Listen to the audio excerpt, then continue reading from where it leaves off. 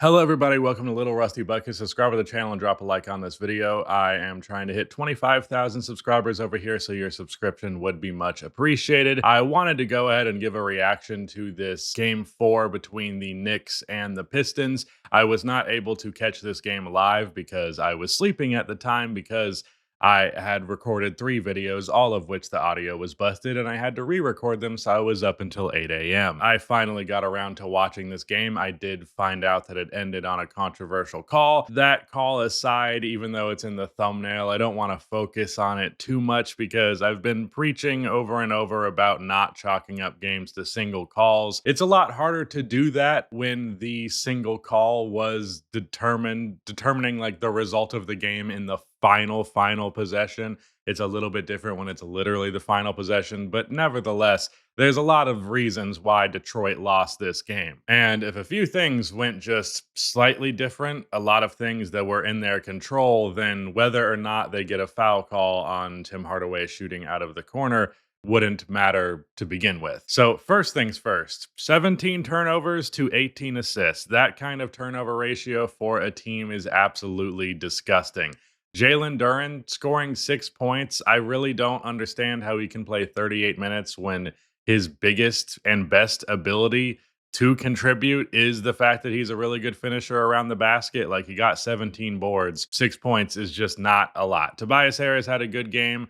Malik Beasley overall had a good game, even though, I mean, he shot 3 for 9 from outside, so that wasn't very good.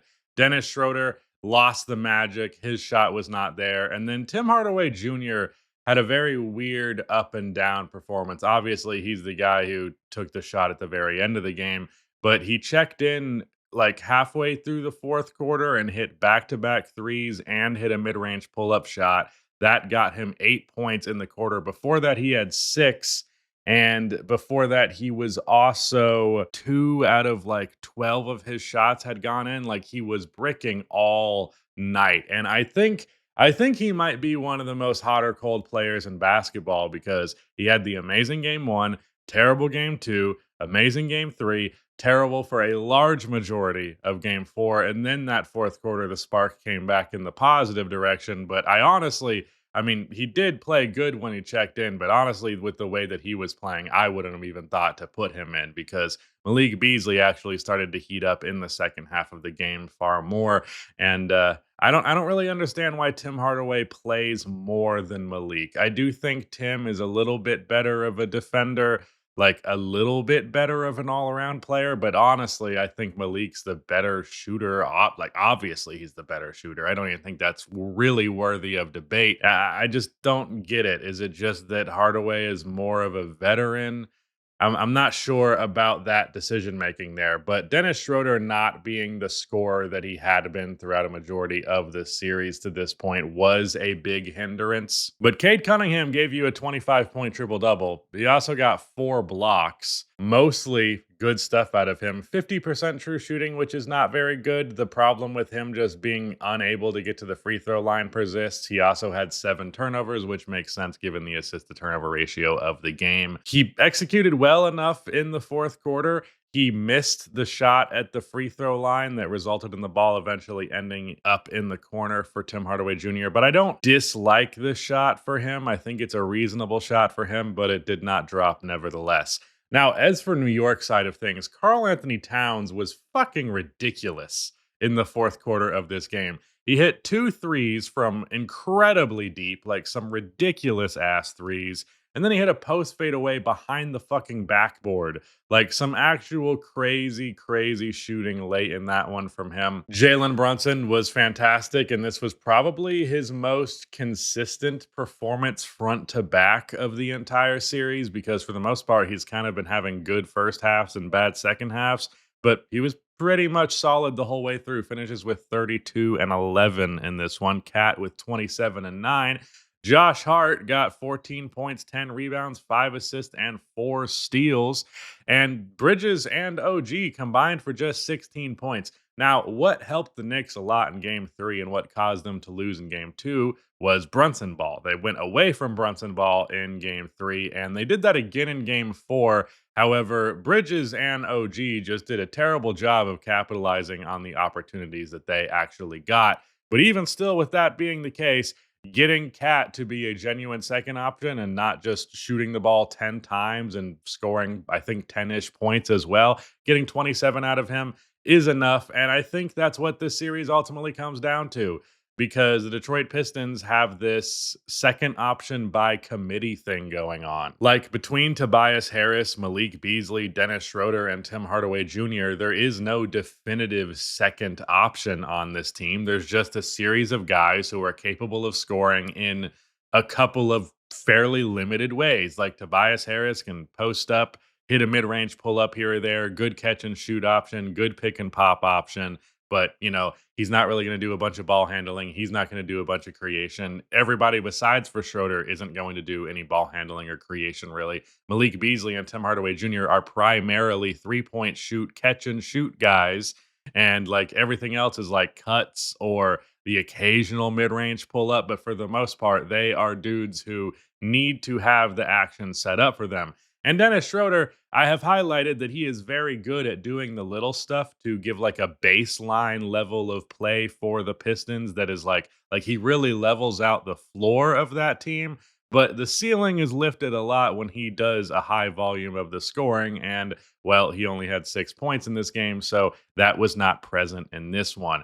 So we come to the point where Cade Cunningham is simply just too responsible for everything that is happening offensively on the floor. If his teammates are not hitting their shots, then there's not much that he can do about that. And his efficiency ultimately comes down to, yeah, I have to take the shot all the fucking time in these moments because nobody else is going to create a even decent look. I knew that going into this series that would be a potential problem. I didn't think it would be as big of one as it has been. Now, Cade, in terms of his individual statistics, has done a much better job.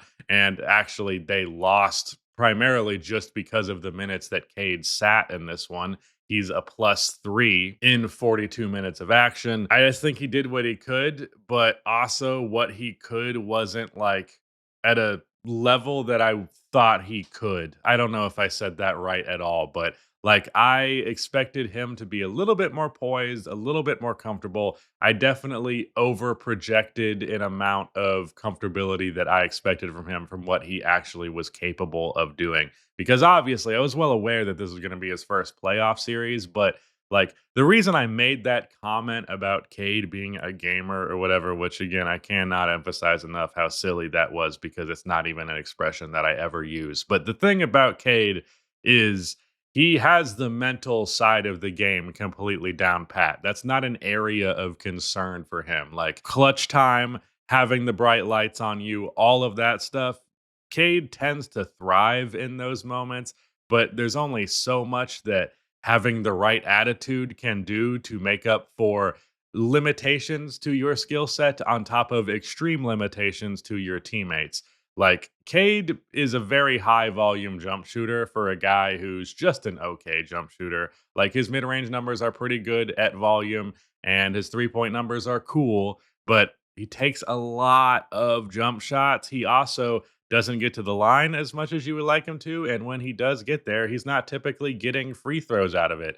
In game 2, he got a lot of calls, but that's pretty much the only example of that. He only ended up attempting 4 free throws in this game. And, I'm not doing a complaining about a lack of free throw attempts thing because it is a matter of play style. Cade Cunningham's play style lends itself to inefficiency because it is highly dependent on difficult jump shots, and he doesn't get to the free throw line, and he doesn't do a great job of getting to the rim. And he's also dealing with a ton of really intense coverage because his teammates are not really able to do anything to punish the defense for it. In the first game, he had his worst performance because the Knicks defense was kind of overly aggressive, like really making a point to shut him down. And in the process, they allowed a lot of Detroit's guys to pick up the pace and start playing better. But since then, they've given him the right amount of coverage for him to be bothered by their presence, but not so much that they're overcommitting and allowing a bunch of role players to suddenly have 20-point performances. Detroit just wasn't ready. And I think it's primarily just a matter of second option. Like, no matter who it ends up being, Detroit really needs to go get a second option star player for Cade Cunningham this offseason. I do like Jaden Ivey, but I don't think he's going to be ready for that in the next season. I also don't think they have a very complementary skill set. That's what they need to do. And I don't think they're about to make a 3-1 comeback. I'll be honest. I thought actually after game three, like I'm kind of leaning towards the Knicks on this one, but I really, really, really, really did not think that the Pistons would lose both games on their home floor because, like, as I anticipated, there was an intensity associated with their return to the playoff setting in Detroit. And I don't know, New York thrived despite a very hostile crowd. I will say there was actually a good amount of Knicks fans.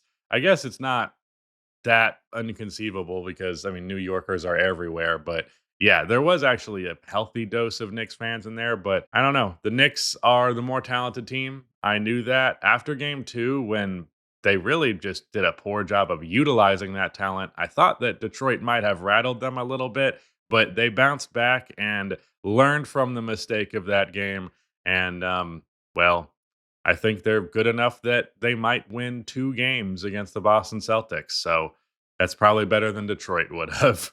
But yeah, I was wrong about the Knicks, and I was probably a little bit too high on the Detroit Pistons. I don't know. I will let you guys know what I think of the final games of the series. Maybe I might just do a Detroit Pistons what's next video. But yeah, that's it. Goodbye.